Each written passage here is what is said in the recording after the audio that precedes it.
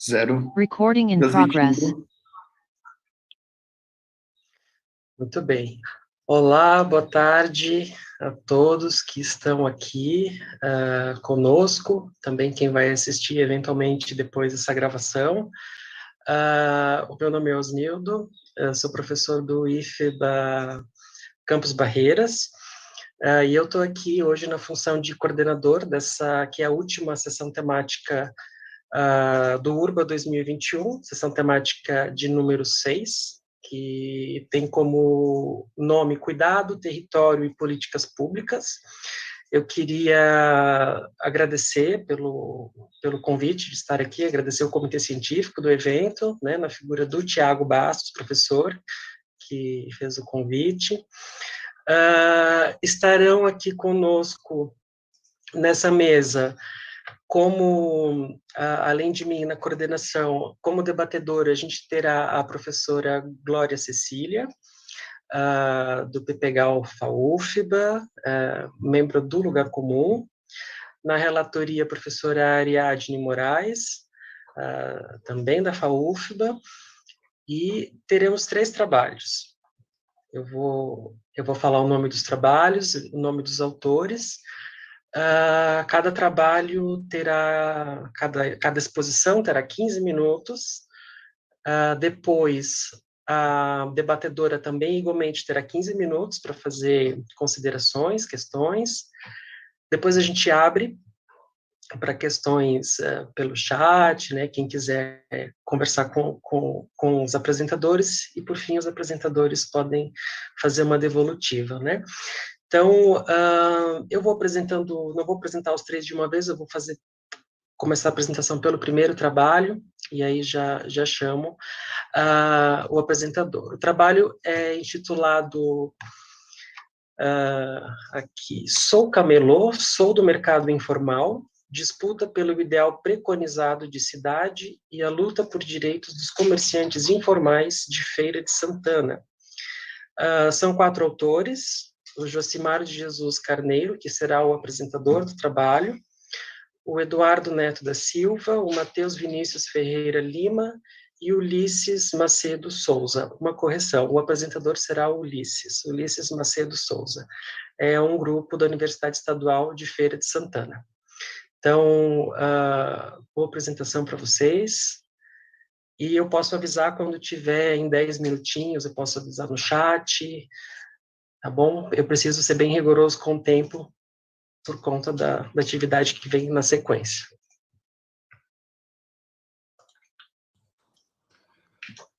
Bom, boa tarde a todas e todos. Deixa eu só projetar aqui minha tela.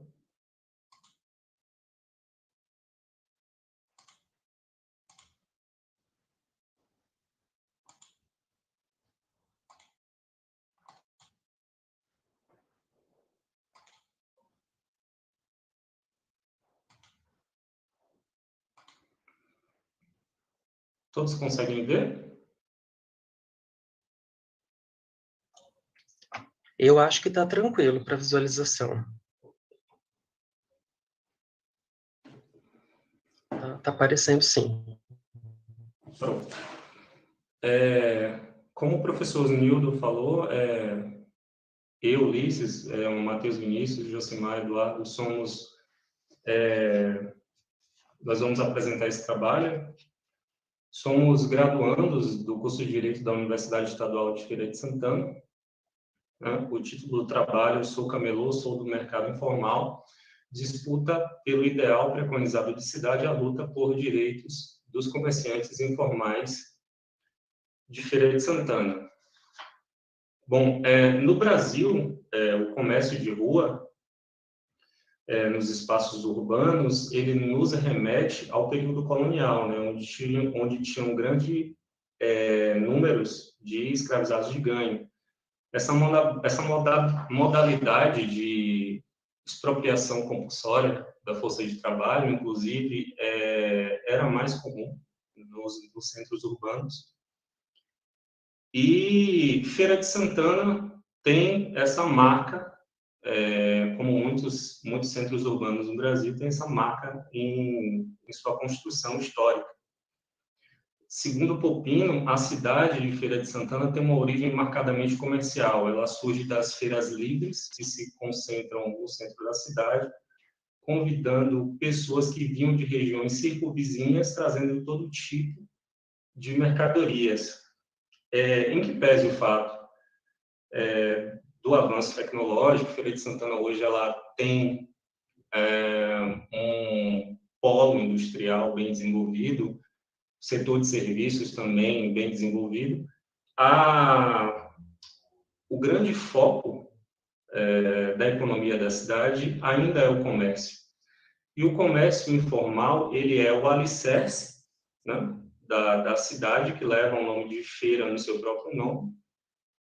E também é a marca mais comum nos centros da cidade. É o que caracteriza histórica e culturalmente a cidade de Feira de Santana. Contudo, atualmente, a gente tem uma iniciativa de reorganização, de reordenamento do espaço do centro urbano de Feira de Santana, que objetiva retirar os comerciantes informais do centro da cidade e realocá-los em um espaço denominado shopping popular, né? Ou cidade das compras. Com isso, a gente traz aqui esse trabalho, nessa pesquisa, qual o objetivo analisar as atuais configurações neoliberais de gestão da cidade de Feira de Santana, a partir da compreensão do município como um espaço urbano marcado pela expansão mercadológica, identificada em formas de gerenciamento higienista e calcadas na neutralização das práticas laborais de comerciantes populares pelo chamado Centro Comercial Popular.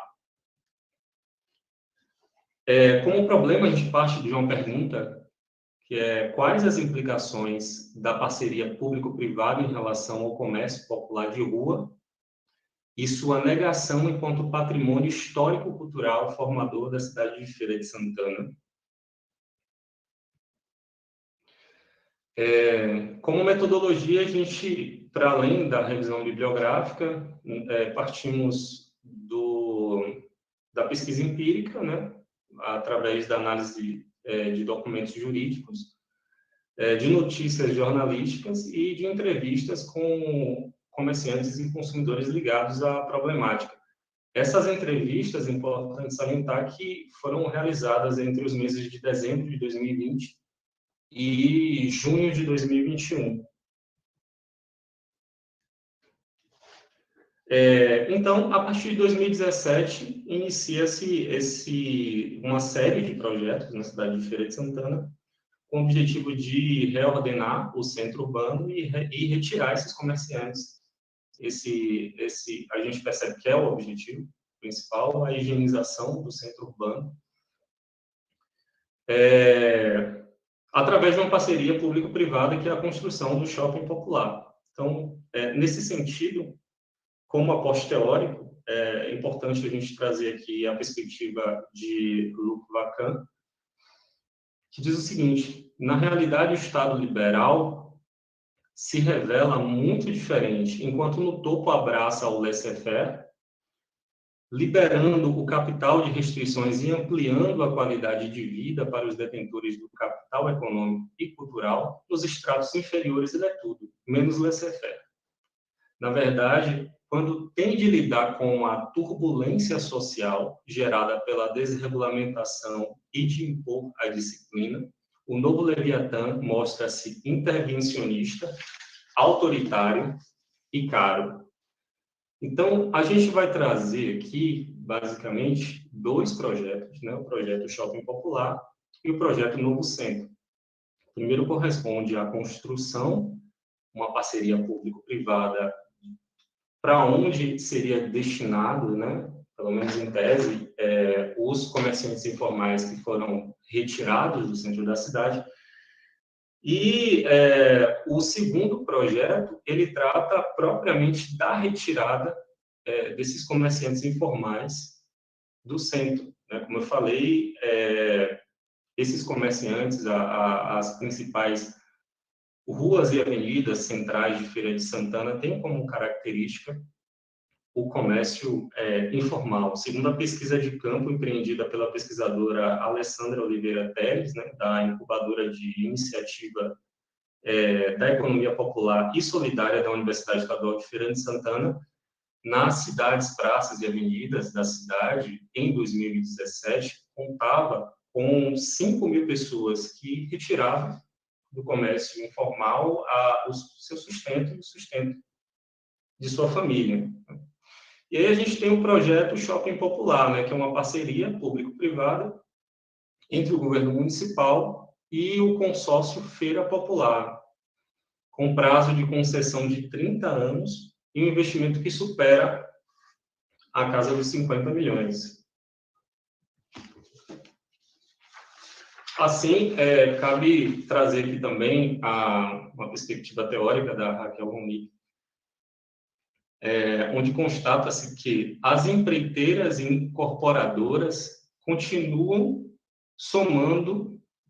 comandando a lógica de expansão das cidades, mas agora através de entrelaçamentos muito mais complexos, né?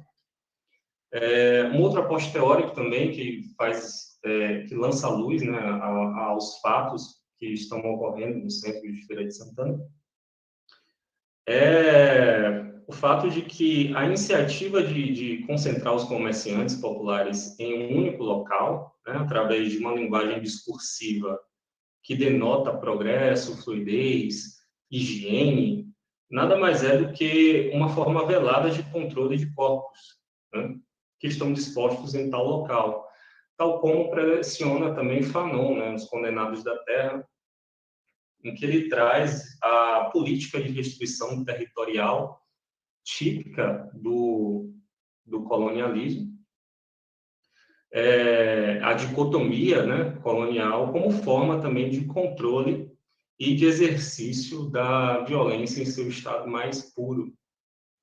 Então, a retirada dos feirantes, camelôs e ambulantes dos espaços centrais da cidade revela um elemento de colonialidade que se perpetua enquanto ordem em uma sociedade dita democrática.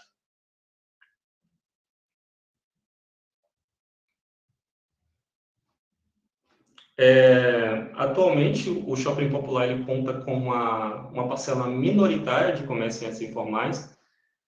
Como eu falei, através da pesquisa da professora Alessandra, eram 5.000, estima-se em 5.000 o quantitativo de comerciantes informais, e o shopping ele tem 1.800 vagas, sendo que essas vagas elas não são ocupadas em sua integralidade pelos comerciantes informais, que foram realocados, né? Porque boa parte dessas vagas elas ficaram sob a discricionariedade da empresa concessionária, né? Da empresa gestora. Com as entrevistas, né, com o contato que tivemos com os comerciantes e com os consumidores, a gente percebeu alguns problemas que são discrepâncias entre as cláusulas contratuais, né, pactuadas, e a realidade fática enfrentada por esses comerciantes. A ausência de água encanada e de instalação de gás, que são itens e dispositivos, né, imprescindíveis para quem trabalha, sobretudo com a produção e comercialização de itens do gênero alimentício. A existência de taxas abusivas de condomínio, que inclusive são incluídas nessas taxas manutenção de equipamentos que não funcionam ou não existem, como a escada rolante, por exemplo, que consta no contrato, mas ela não funciona, entre outros equipamentos que não existem. Muitas pessoas que não conseguiram se manter nesse shopping popular por não conseguir dar conta dessas taxas abusivas. A gente consegue perceber pessoas que vendiam geladinho na rua, foram realocadas para lá e a taxa que ela tem que pagar de condomínio supera o seu faturamento mensal. Sem contar as discrepâncias entre os valores cobrados pela administração e o cenário desolador presente no espaço. Aqui a gente tem uma imagem do shopping popular, são 3 pavimentos, um subsolo que é totalmente escuro, sem circulação de pessoas, onde os comerciantes chamam de porão. O pavimento superior ele é um estacionamento e no térreo algumas lojas dispostas.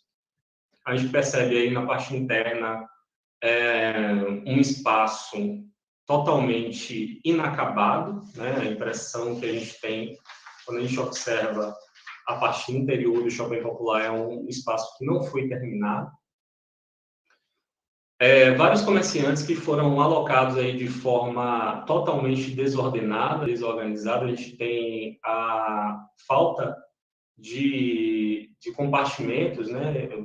Todo o comércio ele é feito de forma homogênea, então você tem a venda de produtos de confecção, de tecidos domésticos, de artesanatos, de gêneros alimentícios, tudo ocupando o mesmo espaço.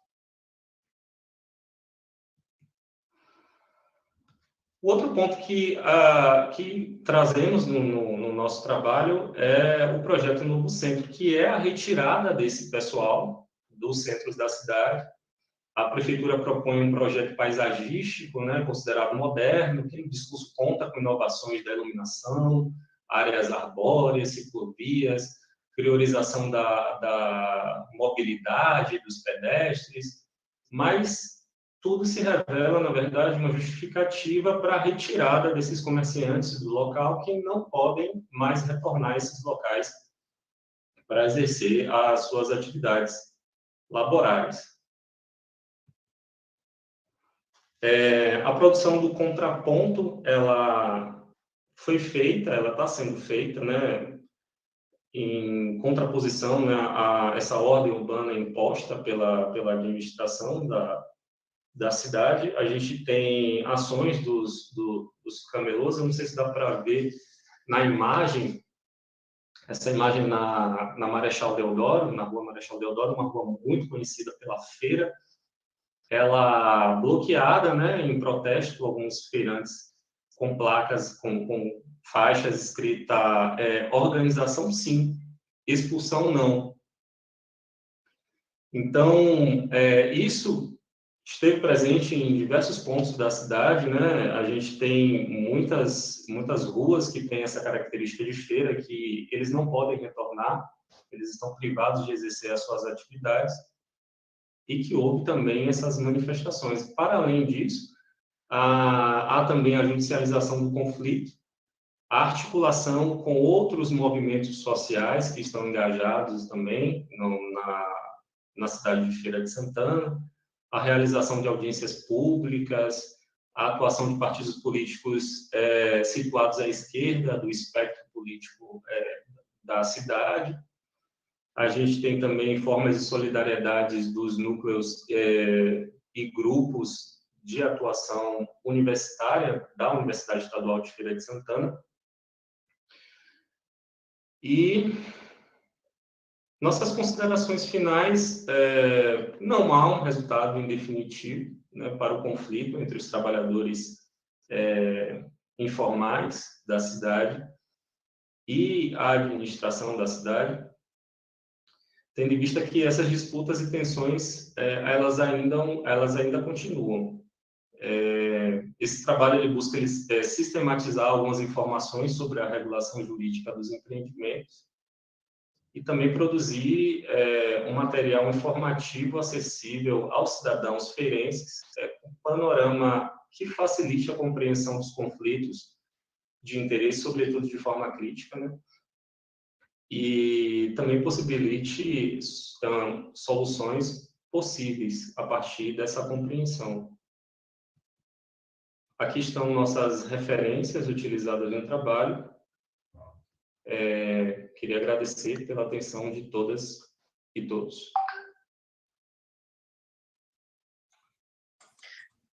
Obrigado, Ulisses, pela exposição. Agradeço aos mais autores do trabalho. Obrigado também, Ulisses, pelo tempo cumprido aí. Eu queria, então, chamar... agora teremos uma apresentadora, a Caroline Martins Liu, da Unimais. Ela é membro do coletivo Escalar de Assessoria Técnica Popular, e o trabalho que ela vai apresentar se chama Território do Cuidado, Articulações de Mulheres Negras em Escada, Subúrbio Ferroviário, Salvador, Bahia. Obrigada, Osnildo. Vou compartilhar aqui a minha tela.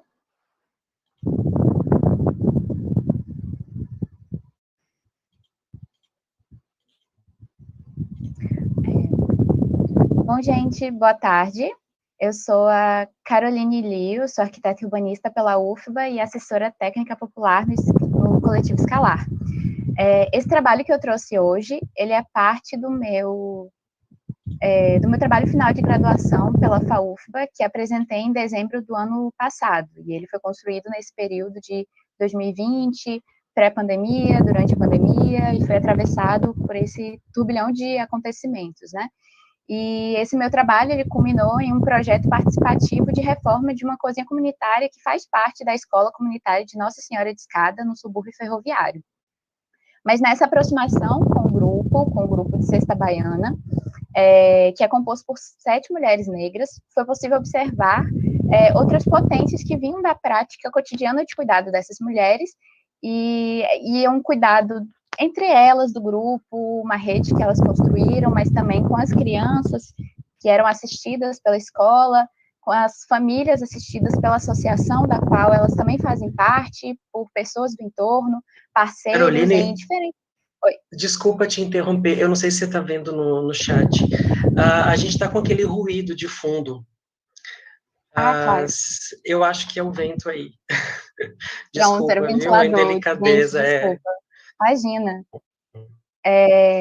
Precisa que eu recomece ou eu posso tomar de onde eu tô? Eu acho que você pode tomar de onde você... Dava para ouvir, mas agora vai ficar mais limpo, tá? Tá bom, desculpa, gente. E então, como eu dizia, né, foi possível observar dessa experiência com elas, essas redes de cuidado que eram construídas entre as próprias mulheres da Cesta Baiana, as crianças assistidas pela escola, as famílias assistidas pela associação, pessoas do entorno, parceiros, e cuidados, assim, em diferentes escalas, com diferentes intenções, e que se refletiam nesses espaços da cidade, configurando o que eu trago no meu trabalho como esse território do cuidado.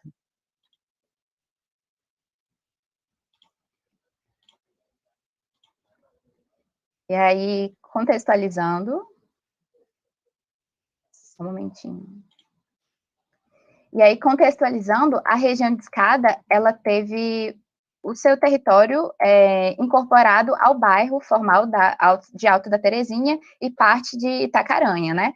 E isso no subúrbio ferroviário de Salvador. Mas essa parte da qual eu vou falar no meu trabalho, ela faz parte do bairro de Alto da Terezinha, que é essa poligonal que foi traçada, que eu ponho ali como limite da área da igreja, que corresponde à Igreja Nossa Senhora de Escada, que foi construída em 1536, hoje foi reconhecida como patrimônio material e tombada pelo IFAM, e essa parte da escola comunitária de rosa, e em laranja essa parte da cozinha. Aqui nesse mapa dá para ver a aproximação com a estação ferroviária de Escada, e a relação com o bairro, enfim. E aí, justamente nessa área que fica no fundo da igreja, tem essa escola comunitária Nossa Senhora de Escada, que é gerida por esse mesmo grupo de mulheres, que são mulheres catequistas, que criaram esse espaço para tentar garantir o desenvolvimento e a formação infantil, e elas trabalham com crianças e com adolescentes também, né, objetivando a garantia da educação, da alimentação e saúde dessas crianças e adolescentes de famílias de baixa renda que vivem no entorno, vivem nessa região do subúrbio. E até o momento em que a gente estava construindo esse trabalho, ainda em 2020, estudavam 86 crianças, e lá elas participavam de aulas de temas variados, rodas de diálogo, sempre no contraturno à escola formal, né? E aí a ideia era que essa escola comunitária ela ajudasse a complementar o ensino-aprendizagem dessas crianças. E aí, ao longo dos anos, a escola comunitária, ela somou parceiros distintos entre organizações sem fins lucrativos, instituições, coletivos, sempre comprometidos com essas pautas da juventude e da infância. E essa escola comunitária, ela, então, tem como objetivo, segundo o próprio plano de trabalho delas, estimular, fomentar a criatividade, a autonomia, a valorização social, responsabilidade e o espírito comunitário e laços de afetividade entre as crianças e as pessoas que fazem parte desse contexto. E agora, falando um pouco mais sobre a Cesta Baiana, acho que é importante pontuar, assim, né, que em uma realidade em que a população negra é a maioria em trabalhos informais, nos índices de menor escolaridade, menor renda, mais expostas a violências do Estado, maiores taxas de mortalidade entre os jovens, vulnerabilidade social, etc., e que também, inclusive, habitam geralmente áreas mais precarizadas na cidade, é possível observar, né, que dentro desse cenário de histórico de negligências com essa população, surgem várias iniciativas e grupos autogeridos que começam a se organizar coletivamente para tentar possibilitar uma vida com maior dignidade, criar possibilidades de vida nesses espaços, né, em enfrentamento a essas violências. E aí que, nesse sentido, a Cesta Baiana, ela começa a acessar esses espaços e começa a produzir esses caminhos dentro dessa lógica da ação comunitária mesmo, né? E aí que elas vão cruzando a Associação Beneficente Nossa Senhora de Escada, a escola comunitária, e vão criando brechas de atuação por entre esses espaços mais institucionais, mais oficializados, por assim dizer. Mas é importante entender também, né, que se tratam de mulheres negras e que elas têm as suas próprias existências afetadas por uma soma de opressões. Mas e aí, com o apoio, né, na Igreja Nossa Senhora de Escada, que cedeu um espaço para elas e possibilitou que elas desenvolvessem um trabalho coletivo mirando a resistência aos processos violentos que atuem sobre os corpos negros e pobres desse território, e permitiu que elas agissem coletivamente, viabilizando a vida dessas pessoas com quem elas atuam e oferecendo à população uma tentativa de suprir e tentar minimamente resolver lacunas que eram observadas no bairro, né? E aí, tanto na experiência da escola, quanto da associação, quanto do Cesta Baiana, elas conseguiram atender demandas por educação, por cultura, por alimentação, dentre outros. E aí, nesse sentido, situando também, né, como que a Cesta Baiana entra nesse caso, nesse contexto todo que eu estou comentando, essas mulheres educadoras e catequistas criaram o Grupo de Economia Solidária em 2002, incentivado pela própria comunidade que frequenta esse espaço, né, da associação e da escola, para que elas pudessem comercializar os alimentos que elas já faziam, que elas já resolviam como merendeiras das escolas, mas que elas pudessem comercializar a preço popular, porque aí tinha também essa demanda por trabalho, tinha demanda da própria subsistência de alimentação das próprias mulheres que faziam parte desse grupo. E é importante entender também que a economia solidária, ela aparece como um meio também de poder acessar editais, poder acessar formas de captar recursos para viabilizar esse trabalho, mas que com a Cesta Baiana era um trabalho muito de uma ação comunitária, que não apenas para geração de capital, né? E aí, aqui eu trago uma rede de articulações, tentando situar a Cesta Baiana e as pessoas não, pessoas também, mas algumas instituições e coletivos que, de certa forma, se conectam com esse grupo dentro desse território do cuidado. E aí, aqui eu trago alguns eixos que foram possível levantar dessa experiência de conversa com elas, né, dessa experiência em campo, que aí para tentar entender de que forma esse território do cuidado vai sendo constituído a partir dessas questões que foram chamando muita atenção, né, e aí, por exemplo, falando sobre a questão da educação e a importância da Cesta Baiana e desse grupo de mulheres para esse espaço, acho que é importante frisar o que eu já comentei um pouco, né, de como a escola, ela se propõe a assistir essas crianças e adolescentes em vulnerabilidade, assumindo esse papel social mesmo, né, de acompanhamento pedagógico, oferecendo atividades multidisciplinares, culturais e perto da própria moradia delas, né? E aí, além de que, assim, com a escola, garantir a segurança física e alimentar as crianças e adolescentes matriculados. E nesse meio de construção da escola e da associação, elas fizeram parceria com a Fundação Visconde de Cairu, e que somente assim foi possível que essas próprias educadoras se graduassem como pedagogas e voltassem para esse território especializadas, né? E outro eixo que é importante de trazer, essa dimensão do trabalho, né, entendendo que geralmente essa população negra corresponde aos maiores índices de desemprego, e aí que, nesse sentido, a Cesta Baiana, ela permite, né, a inserção dessas mulheres que, como foi a fala de uma delas, que não encontrava trabalho pela idade dela, que se aproximava dos 60 anos, ninguém queria contratá-la, então existia essa demanda, né, de exercer um trabalho, e aí a Cesta Baiana permite isso, e que, além dela, tem outras meninas que foram ex-alunas da escola e que rapidamente foram inseridas também nesse trabalho da Cesta Baiana, como primeiro ofício, que é uma forma de compartilhar esses saberes, e que também se conecta com essa dimensão da alimentação. Vocês vão vendo que é uma costura mesmo, né, de que a educação está relacionada com a alimentação e com o trabalho, com a rede de afeto, porque a partir do momento que elas começaram a fazer parte do Cesta Baiana, em uma das falas delas, elas disseram, né, que pelo menos aqui ninguém mais passa fome, ninguém fica com fome, porque esse alimento que elas produzem e que o dinheiro excedente, ele é compartilhado entre elas, quando não há a venda total dos alimentos, elas distribuem entre elas mesmas, elas levam para casa e fazem doações também para pessoas do entorno. E aí, dessa maneira coletiva, essas mulheres vão construindo essas possibilidades de sobrevivência, né? Sem perder, claro, de vista essas dimensões da solidariedade, da comunidade, da autonomia.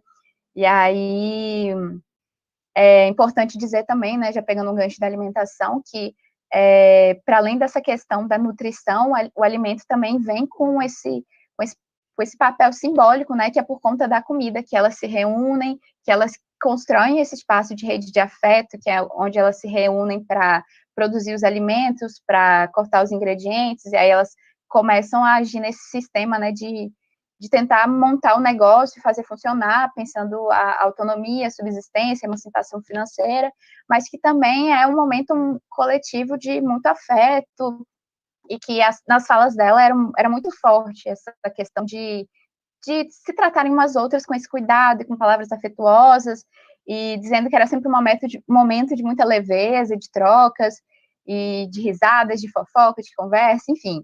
E aí que era sempre com muito cuidado e de uma forma muito legal que elas falavam, né, desse momento de preparar a comida baiana na sexta-feira, que elas se reuniam na quinta, embaixo das árvores, ali no fundo da igreja, para trocar confissões. Às vezes uma chegava com a cabeça mais cheia, estressada da semana, e aí eu buscando apoio, né, e conforto umas nas outras, né. E aí deu, né, a pandemia nesse meio tempo, e aí que, com o agravamento da pandemia, as atividades elas foram encerradas temporariamente, e tiveram diversas dificuldades, para além de uma preocupação, né, com a saúde, com a vida, tiveram que lidar também, né, com buscar formas de tentar continuar ou não esse trabalho que elas já vinham desenvolvendo, né, porque não só elas ficaram sem parte da renda que elas obtinham da Cesta Baiana, elas tiveram que se desdobrar em outros serviços. Por exemplo, aqui nesse mapa mostra, né, como a região de Escada foi bastante afetada pelo Covid-19, mas aí uma delas, que já era idosa, que já tinha 60 anos, passou a cuidar de outros idosos como cuidadora, então sempre mulheres, assim, desenvolvendo outros papéis de cuidado em uma outra dimensão, né? E aí que, em dado momento, foi possível contar com a ajuda de doações de outras instituições, de grupos parceiros, onde foi possível comprar alimentos e cestas básicas para elas conseguirem doar para as populações e as famílias que antes eram assistidas pela associação, né? E aí, novamente, né, a forma como essa ação comunitária delas volta para o território e a facilidade que elas têm para mapear essas famílias de lá em maior vulnerabilidade, conseguir fazer a distribuição desses alimentos.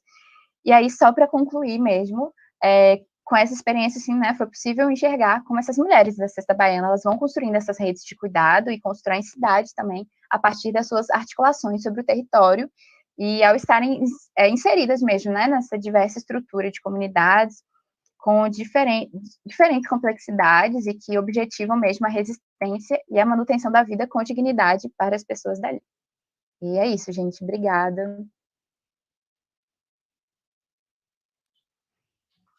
Muito bem, obrigado, Caroline.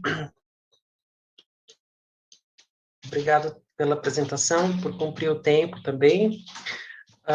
Eu queria chamar agora o último trabalho para apresentação.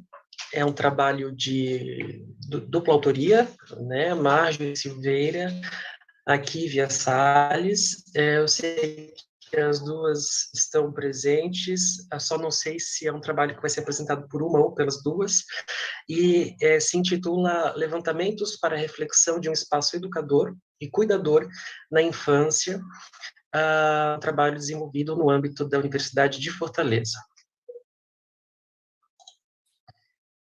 Oi, boa tarde, estão me ouvindo? Sim, perfeitamente. Pronto, quem vai apresentar sou eu, a Marjorie. Compartilhar aqui minha tela com vocês. Vocês estão vendo? Eu ainda... Agora sim, acho que todos estamos. Espera, só um minutinho.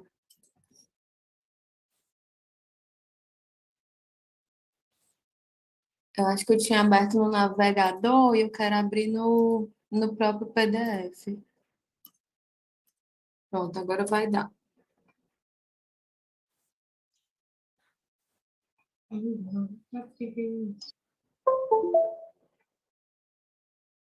Pronto, estão vendo, né? Eu vejo uma tela em branco. Não sei se... Agora sim. Pronto, certo. Tá. Boa apresentação. Obrigada.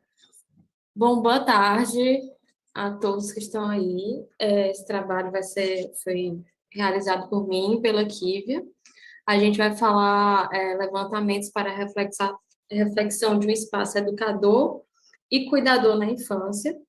E a gente inicia aqui essa conversa com vocês, trazendo essa questão de por que é importante falar da relação da cidade e criança.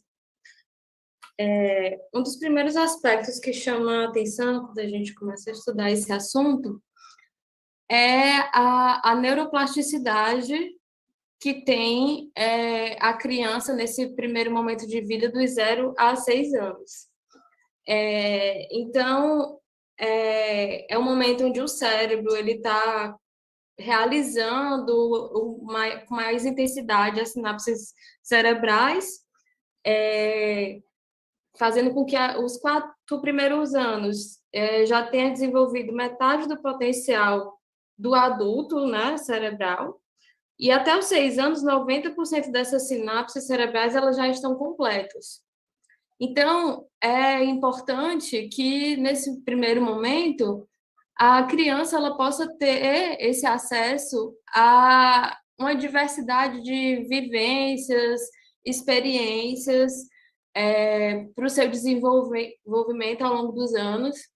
E aí a gente traz essa questão de como o espaço urbano, ele como um espaço livre, com diversidade de pessoas, de oportunidades, ele tem esse poder de oferecer a essa criança esse desenvolvimento pleno, né? E aí a gente vai falar de como essas relações entre espaço e criança vão se desdobrar de uma forma com maior qualidade. Aqui a gente traz um dado também interessante, em que há cada vez mais pessoas morando em áreas urbanas, e estima-se que em 2050 quase 70% das crianças do mundo morarão nessas áreas, e muitas delas em favelas, né? Esse é um dado preocupante da Unicef, e a gente nota também que as infâncias, elas vêm se configurando cada vez mais nesse ambiente que é urbano, que cada vez é menos ruralizado, tem menos contato com a natureza, e a gente, depois dessa época pré-industrial, vem construindo cidades cada vez mais estressantes e motorizadas. Então, a gente traz também essa reflexão sobre promover ambientes de contato com a natureza, para promover também essa consciência ecológica, né? Entender assim como uma relação simbiótica entre a cidade, a criança e a natureza, né? A gente se alimenta desses espaços e a gente também, a cidade também tira algo bom a partir dessa relação. E aqui é só trazendo um gráfico dessa informação que acabei de trazer para vocês, né? Um gráfico mostrando ao longo dos anos, em azul, a população mundial rural, que foi se tornando cada vez mais urbana, que está em rosa, esse dado da Unicef, e consta a população desde o nascimento aos 19 anos de idade.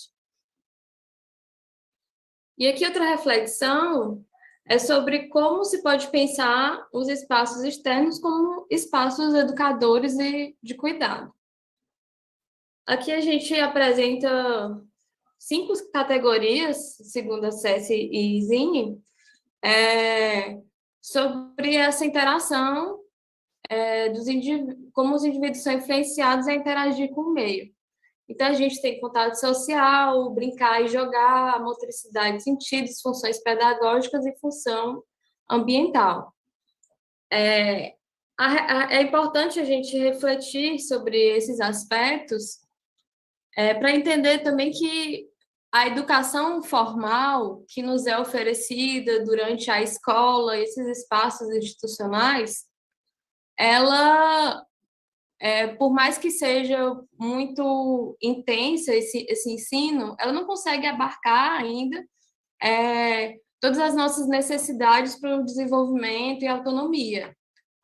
A gente precisa desse contato, desde do brincar e jogar, atividades como uma educação física, para aprender esse senso de trabalhar em equipe, trabalhar a criatividade, trabalhar a consciência ambiental e também desenvolver nosso corpo entendendo quais são os nossos limites, e isso é uma etapa que durante a infância ainda é muito abstrato de se entender, né? Então, a gente busca uma educação que possa libertar o indivíduo de forma a trazer mais autonomia e segurança à medida que ele vai se desenvolvendo. E aqui a gente traz essa reflexão também, né, de que o espaço do cuidado é aquele que promove a autonomia. Então, trazendo um pouco para essa área, né, da arquitetura, a gente nota que, através de materiais, mobiliários, espaços cheios vazios, as crianças são estimuladas a desenvolver essa autonomia, à medida que ela entra ela conhece essa diversidade de possibilidades de interação com o meio urbano. Então, para a criança, ela você vê um objeto, você acha que é só um banco, mas para a criança aquele objeto é uma forma dela escalar, dela conseguir imaginar que ela é um super-herói. E aí esse tipo de aprendizado, ele é muito importante para o desenvolvimento da criança e ela se sentir segura e se apropriar dos espaços públicos, né? E aí a gente traz essa reflexão de como a arquitetura ela influencia nessa criação das novas brincadeiras, fazendo com que a gente reflita que os espaços educadores não é só a escola, né? Mas assim, todos os espaços de convivência, seja dentro da escola ou na cidade.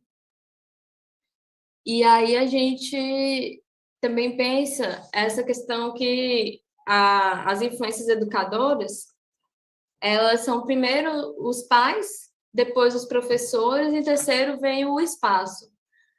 E aí Segundo Cunheda, a gente tem esses espaços educadores que podem ser os viveiros, as trilhas, unidades de conservação, museus, salas verdes, áreas verdes urbanas, todas essas tipologias de instituições, elas são muito bem-vindas para o desenvolvimento do indivíduo. E aqui a gente quis também trazer essa reflexão sobre a questão da criança, o cuidador, porque muitas vezes quando a criança está ocupando o espaço urbano, ela vai estar acompanhada de um cuidador, seja os pais, familiares, ou algum vizinho também, né? Essas pessoas que podem complementar essa rede de apoio. E aí a gente tem que oferecer sombra, bancos, iluminação pública, os projetos de espaço público, eles têm que ser melhor pensados a dar suporte a esse cuidador.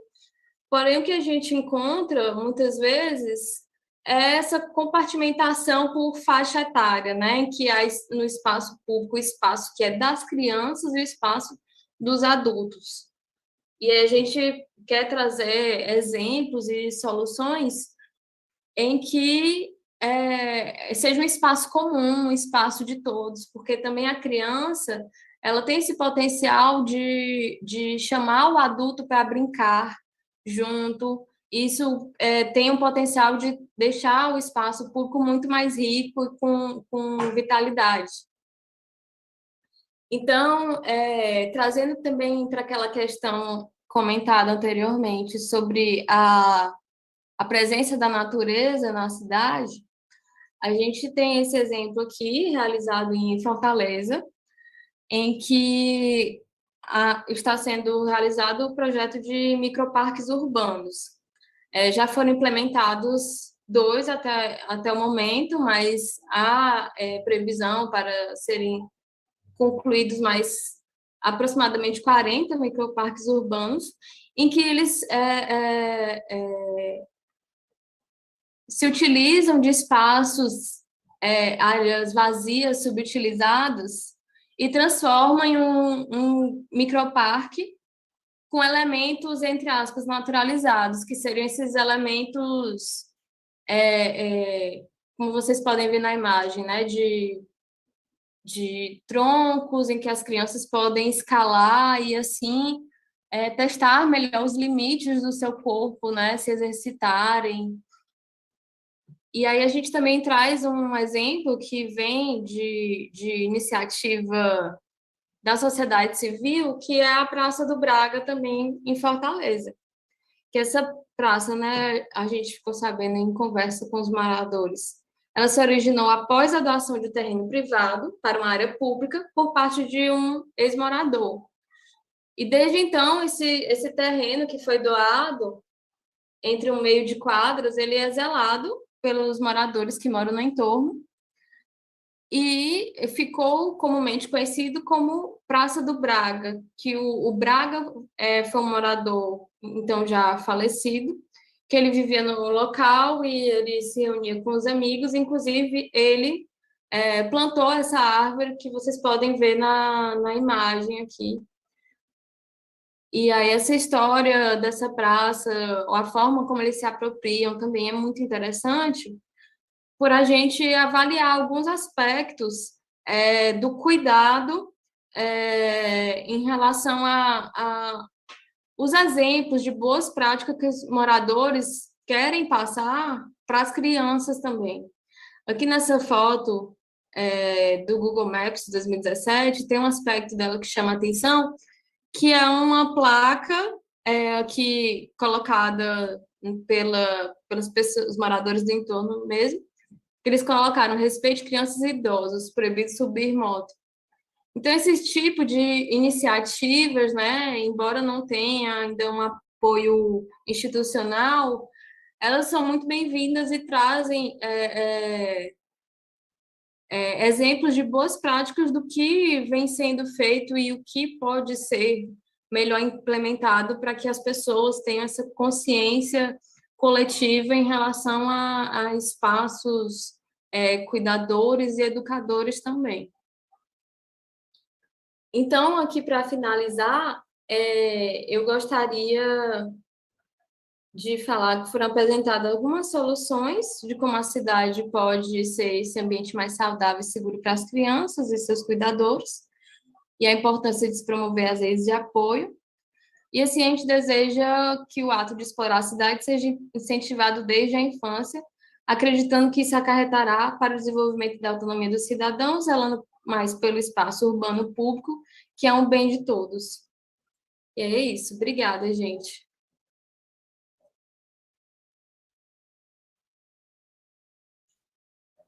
Obrigado, Marjorie, pela apresentação, pelo cumprimento do tempo.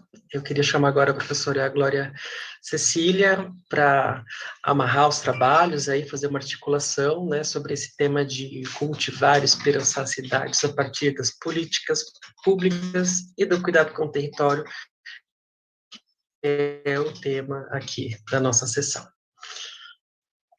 Boa tarde a todos e todas novamente. Não sei, né, pode ter chegado mais alguém na sala. Agradecer aí a condução da coordenação da sessão por Osnildo, querido, e também compartilhar esse momento com Ari, mas também parabenizar Ulisses, Carol e Marjorie, né, pelos trabalhos que trazem questões importantes para a discussão. E aí, o que eu queria compartilhar de reflexão a partir da leitura dos trabalhos de vocês, né, e abrir aqui para a gente seguir pensando juntos pelas provocações que eles trazem, que eu acho que primeiro acho que eu vou comentar um a um, né? Então, acho que o trabalho, né, do grupo da UFES que Ulisses apresenta aí, acho que tem duas questões que considero que são bem importantes. Uma, eu acho que é uma atenção a processos de remoção, processos de despossessórios, né, que embora sejam bem frequentes, né, processos ligados à interdição de alternativas e modos de trabalho, ao trabalho informal, né, eu acho que eles precisam ganhar mais corpo no campo, né, porque acho que, em geral, vamos dizer assim, no acervo que a gente tem, no estado da investigação que a gente tem, assim, os trabalhos, a remoção acaba sendo mais direcionada, assim, para remoções ligadas, né, à dispossessão em termos da moradia. Enfim, embora também a moradia sempre possa e deva ser pensada de uma maneira alargada, não funcional, né? Mas, de todo modo, acho que esses processos dispossessórios que se dirigem em relação a tentativas de interdição do trabalho informal, eles são estruturantes dos processos constitutivos da cidade. Eu acho que a gente precisa ter atenção mesmo. Enfim, acho que o trabalho traz elementos importantes em relação a isso. Uma outra questão também que acho importante e que o trabalho suscita, né, quando coloca que essa despossessão ela está sendo operada a partir, né, da construção de um shopping, né, que traz uma tentativa de formalizar e isso é operado via uma parceria público-privada. Eu acho também que isso é bem importante porque tem algo que se repete, né, que é um tipo de produção de materialidades públicas na cidade, de infraestruturas públicas ou de infraestruturas de espaços públicos também, se a gente quiser conectar com o último trabalho, né, no sentido de que supostamente são intervenções públicas, né, mas são intervenções cuja implantação, na verdade, está produzindo desigualdades, exclusão, né, dos grupos que estão sendo atingidos, está complicando as lógicas de vida, né, que estavam ali colocadas. Então, acho importante a gente questionar, interrogar mesmo, né, essa promessa da modernização, essa promessa das intervenções numa lógica desenvolvimentista, ou mesmo que oficialmente estão sendo operadas pelo interesse público e territorialmente observar esses desdobramentos em termos de impactos e consequências de vida. E aí a gente vai notar, né, o quão isso é recorrente, o quão isso se reitera, né? São processos dispossessórios. Embora o trabalho fala a questão da sujeição dos corpos, né? Mas não, vamos dizer assim, não afirma concretamente a questão da racialidade. Acho que isso é importante, né? Pensar, né? Enfim, mais um processo de despossessão que está atingindo populações racializadas, né? Isso também é outro elemento importante. Agora, o que eu deixo como questão para Ulisses, né? Enfim, me parece um trabalho assim que vocês estão caminhando aí, então vou falar isso nesse sentido, né? Enfim, de ajudar nos desdobramentos, de fortalecer aí a caminhada de vocês, que é importante. Mas eu senti falta, digamos assim, né, de uma conversa entre, vamos dizer assim, os registros e referências mais em torno, né, da economia solidária, da economia popular. Aí tem, acho que, toda uma discussão do Milton Santos que vale revisitar, dos circuitos da economia, né, ou pensar isso em termos de redes de relações ou da própria economia solidária, talvez também a discussão sobre centralidade, né? Centralidades econômicas é algo que seja importante de ser mobilizado para pensar isso, e isso em articulação, né, com os estudos urbanos, né? Então, acho que é importante aí friccionar esses, vamos dizer assim, esses dois campos de referências aí e dialogar para seguir desdobrando o trabalho. E outra coisa também, diferente do trabalho de Carol, que a gente vai comentar na sequência, vocês não se posicionam assim, né? Qual é a relação de vocês com esses trabalhos e tal? Tá uma coisa colocada muito naquela objetividade científica neutra, né? Fizemos entrevistas, né? Mas por que essa é uma questão que mobilizou vocês? Qual é a relação de vocês com esse grupo de trabalhadores específico, né? Acho muito importante se posicionar, né, e quebrar essa lógica do sujeito-objeto, né, e pensar nas relações que se estabelecem com outros sujeitos no processo de pesquisa. Então, eu deixo essas questões aí, algumas para compartilharmos todos, né, e outras mais diretamente. E agora, comentando o trabalho de Carol, né, fico feliz de saber que Carol se formou. Acho que essa coisa da pandemia a gente se perdeu aí. Não acompanhei esse finalzinho, né? Mas feliz, né? Carol já passou aí por vários espaços do lugar comum, que bacana. E acho que essa discussão também, assim, traz algo muito valioso, eu acho, né? Esse trabalho sobre o território do cuidado, a partir de todas essas iniciativas, né? Comunitárias de um grupo de mulheres negras no subúrbio ferroviário. Eu acho que uma das principais questões, né, que o trabalho coloca, e acho que a gente precisa refletir, né, pensar bastante sobre isso, é sobre, né, eu acho que a gente quebrar um pouco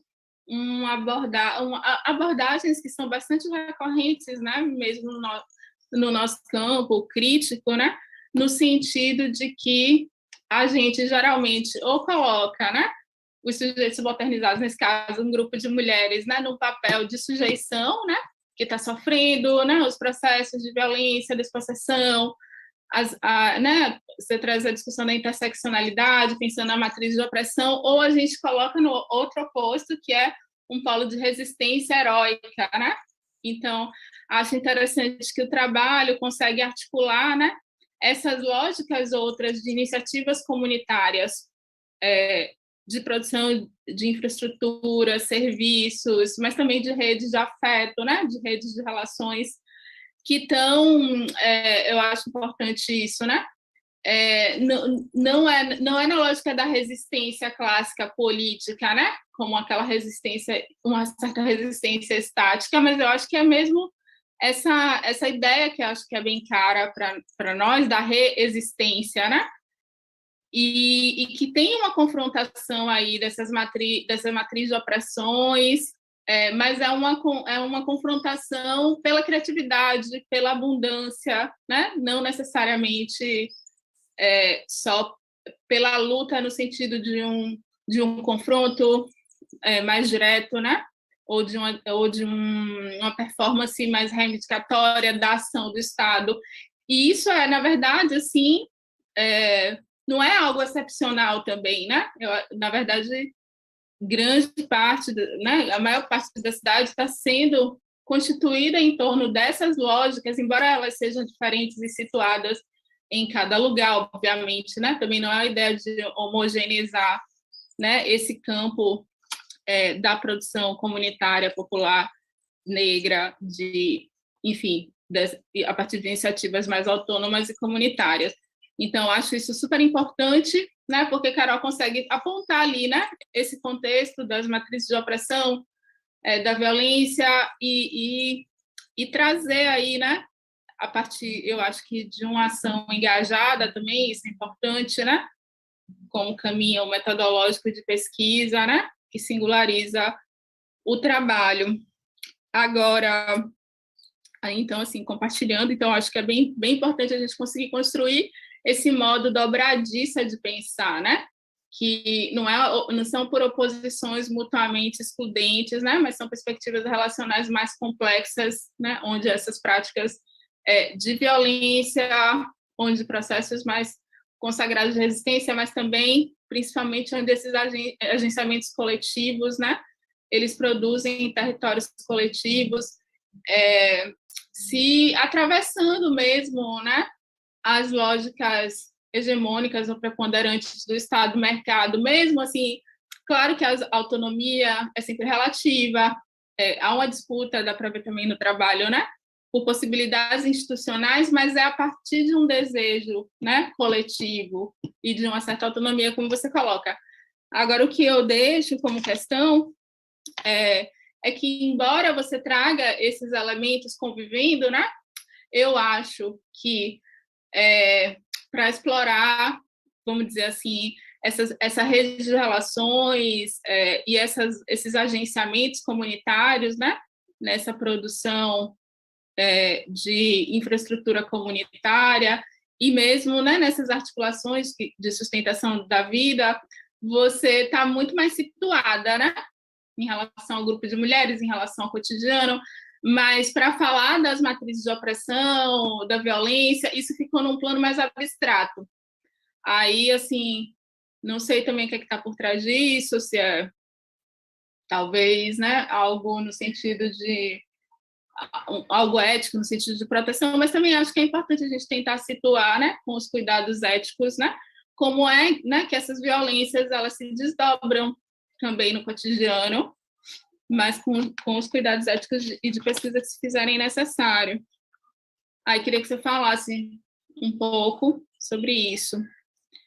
E Marjorie, né, o trabalho de Marjorie, aí sobre espaços dos educadores e cuidadores, né, também uma discussão importante.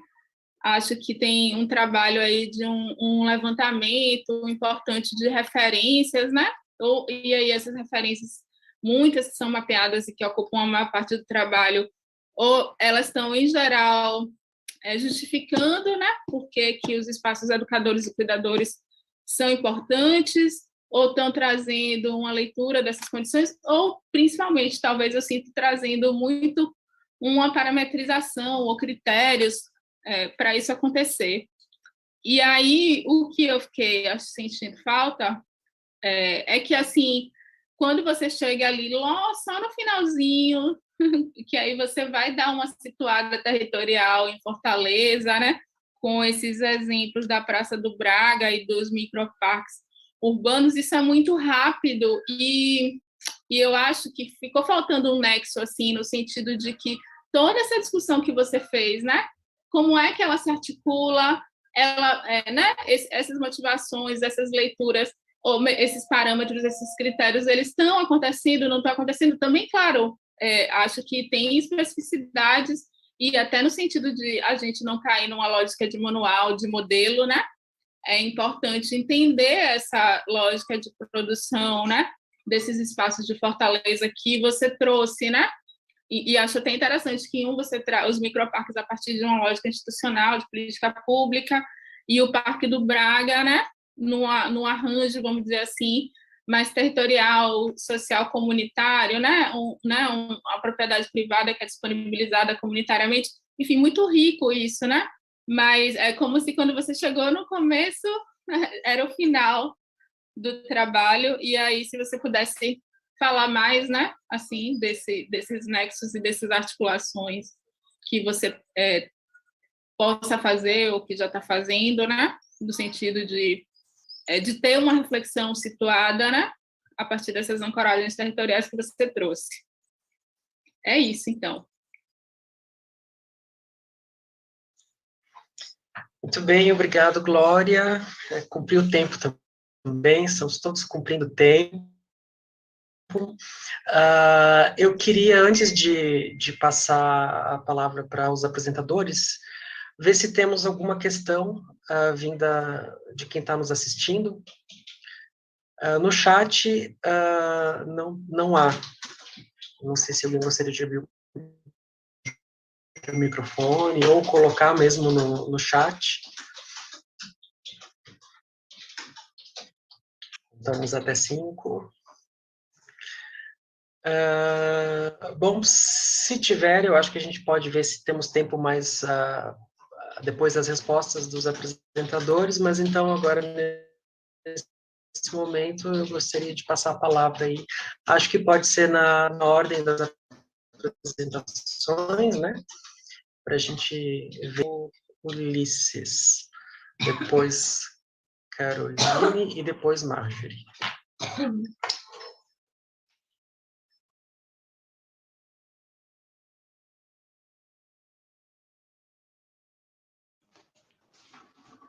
Bom, primeiro, obrigado pelas considerações. A abordagem, queria fazer um comentário a respeito da abordagem da hierarquia racial, social. Essa parte racial talvez não tenha ficado tão claro no trabalho, mas é algo que a gente tenta articular também, sobretudo com o pensamento de Frantz Fanon. E também esses pontos acerca da economia popular e economia solidária, a gente está tentando articular com um pouco mais de clareza para somar no nosso trabalho. Queria agradecer a senhora também pelos pontos específicos.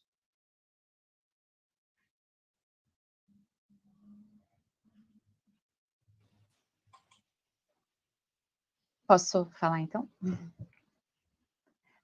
Respondendo a Glória, primeiro, Glória, obrigada, fiquei muito feliz que você participou aqui dessa mesa comigo. E aí agora comentar, né, que sobre as questões que você falou, realmente, eu acho que foi uma tentativa, assim, né, de tentar transformar o que era meu trabalho final de graduação em um artigo para o URBA, e aí foi preciso fazer escolhas mesmo, né, de tentar cortar um pouco do que foi esse trabalho, que muita coisa acabou ficando de fora mesmo, para tentar caber no limite do que pedia do artigo. E aí que eu acho que, talvez por isso, ficou faltando um pouco, né, conectar melhor quais seriam essas questões dessas matrizes de opressão que você falou e tudo mais, para tentar conectar com os trabalhos desenvolvidos pelas mulheres da Cesta Baiana, né? Mas é aí que talvez ficou faltando mesmo, né, trazer um pouco das autoras com quem eu dialogo no texto, né, que eu trago algumas falas da Patricia Hill Collins, quando ela vai falar sobre o feminismo negro e essas formas de ativismo que tem, desse ativismo negro, e como essas ações das mulheres em comunidades vão se criando nessas políticas de maternidade, que tem muito a ver com essa relação mesmo, né, do cuidado dessas mulheres, vão criando essas políticas de cuidado mesmo para a manutenção da vida e de resistência e tudo mais, de resistência, né, e tudo mais. E aí eu trago um pouco da Bell Hooks também, né, quando ela vai sempre tentando olhar por essa ótica do feminismo negro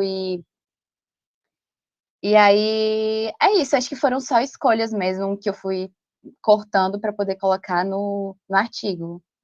E, não sei, acho que espero ter respondido. Não sei se você quer que eu fale mais sobre essas coisas. Não, estou contemplada, estou ouvindo vocês, atenta aí. E também a ideia não é responder, também vão pensar juntas, né? Todas. Posso falar agora? Então, eu queria agradecer no chat, mas agradecer também, de novo, as considerações da Glória. Foi muito enriquecedor estar participando aqui com vocês e conhecer os trabalhos. Em relação aos exemplos, né, que eu dei em relação aos espaços educadores, realmente eu já tinha pensado, né, que ficou faltando mais informações e eu estou com essa vontade, né, de escrever mais sobre. Os microparques urbanos, eles foram uma iniciativa que eu fiquei já sabendo há menos tempo, mas em relação à Praça do Braga, ela também foi um exemplo, assim, que eu fiquei sabendo na época que eu estava fazendo meu trabalho de conclusão de curso. E aí, nessa época, inclusive, eu estava pesquisando praças que tivessem escolas por perto e fazer essa conexão, né, da vivência das crianças e os jovens das escolas com as praças, né, e propor, enfim, um sistema de áreas livres conectando essas praças e essas escolas.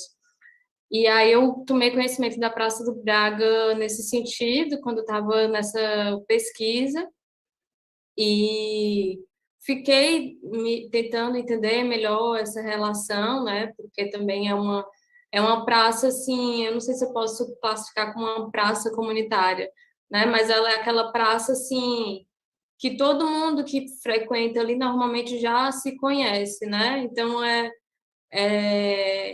também tem que ter aquele cuidado, assim, de não, como é que eu posso falar? É quase como gentrificar aquela área, assim, né? Ter um cuidado, assim, para que se fosse feito algum projeto, que as pessoas participassem, os moradores participassem a todo o momento. Então, inclusive, eu tenho essa inquietação, assim, sabe, de conseguir unir num projeto a instituição da escola junto com esses espaços públicos e venho pesquisando iniciativas com esse sentido. E eu acho que tem muito potencial, assim, sabe? É o que eu quero continuar pesquisando e escrevendo, né, para que seja uma iniciativa democrática a todos, assim, participar, porque eu acho que a escola, né, como a gente tem hoje, ela ainda não consegue abarcar esses sentidos de como a gente pode se desenvolver como ser humano, né? A gente é muito criado de uma forma mercadológica, e aí o nosso lado de cidadão, né, de zelar pela nossa cidade, é realmente muito ficado de lado. Então, é isso, as minhas considerações. Obrigada.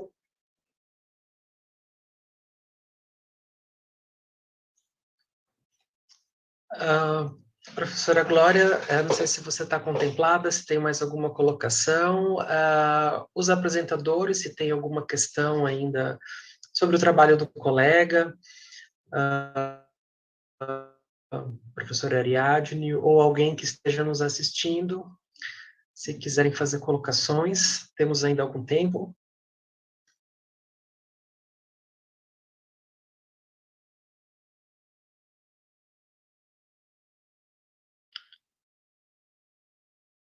Vamos ver se aparece alguma coisa no chat.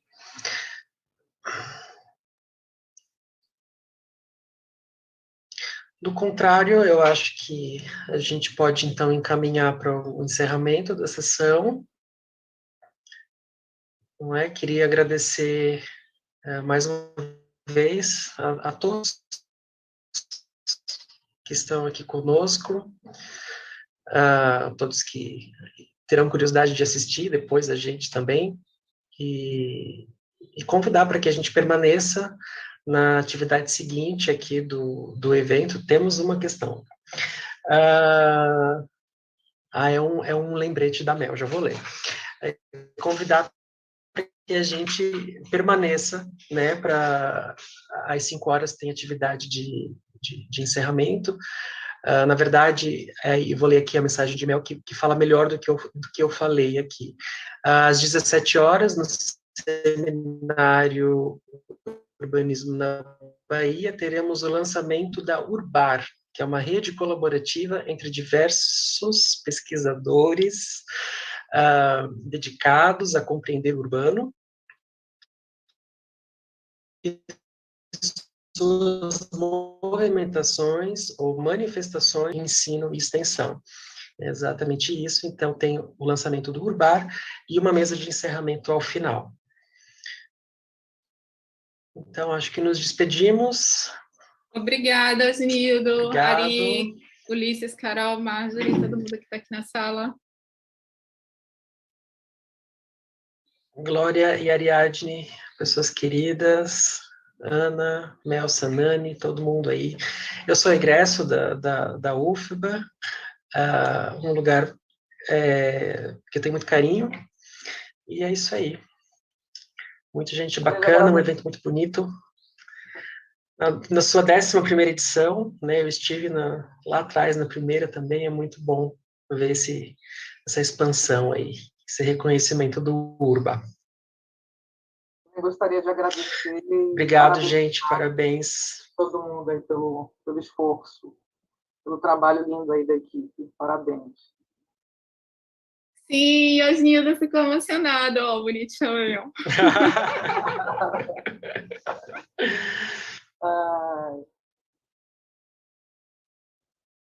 Parabéns, todos os envolvidos. Tá bom, vamos para esse lançamento, né? Um beijo, nos vemos lá na outra sala. Abraço. E ano que vem, tchau. Lá no campus, né, Ari? Ano que vem vamos fazer festa, vamos confraternizar, vamos nos abraçar. Não sei se vai ter ano que festa, vem mas... será presencial, mas não será em Salvador, será em Barreiras. Depois vocês vão saber. Fiquem na mesa de encerramento. Oba! Tchau, queridos. Gente. Vou sair daqui dessa sala.